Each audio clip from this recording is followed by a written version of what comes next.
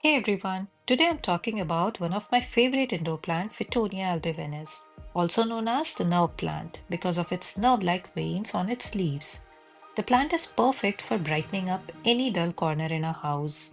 And if you're someone who loves small, colorful plants that instantly make your space feel fresh and alive, Fittonia is worth a try. So let's begin. Petunia grows naturally in the tropical rainforest of South America. It usually lives on the forest floor where it gets bright, filtered light, steady moisture, and lots of humidity. So, yes, Petunia makes a great houseplant. Though it enjoys a bit of pampering, it loves a humid and cozy spot just like the tropical environment it comes from. It stays small and looks fantastic on tables, shelves, and of course in terrarium. And the best part, Fittonia is non-toxic to pets and completely safe for kids, so you can keep it anywhere around the house without worrying.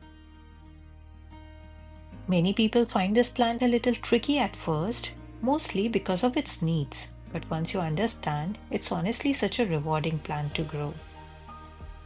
Here I'm getting the soil mix ready for Fittonia. I'm using coco peat, perlite, and vermicompost. Fittonia prefers a soil mix that stays light, airy, holds enough moisture, still drains well so the roots can breathe comfortably. And if you are planting it in terrarium, just use terrarium soil mix. Here I'm removing the old soil. It's mostly coco peat, and you can actually see how thin the roots are.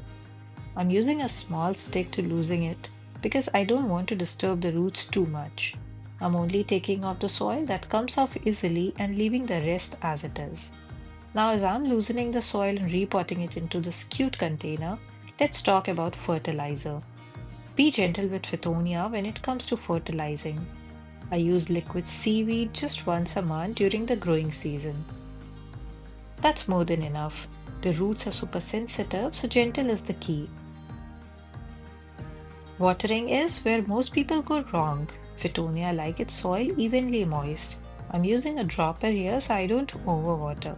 You can use any tool that helps you avoid overwatering and make sure to drain out any extra water.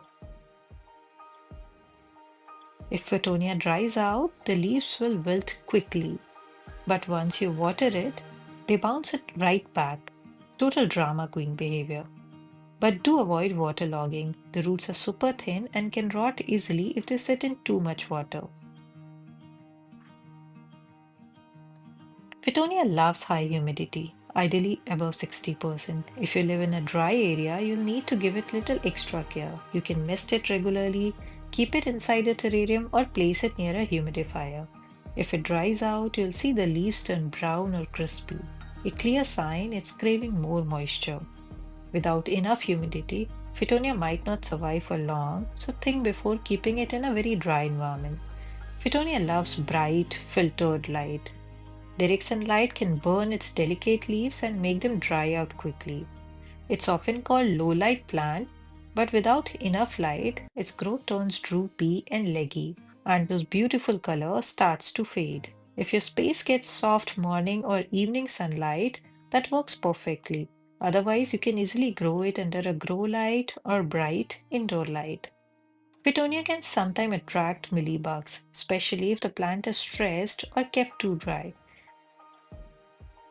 Because it has fine, white, hairy stems, it's actually quite hard to notice the pests early on. So keep an eye out and don't let the soil dry out for too long. In my experience, mealybugs often show up when the plants gets too dry. A quick check every few days really helps keep your Fittonia healthy and pest-free.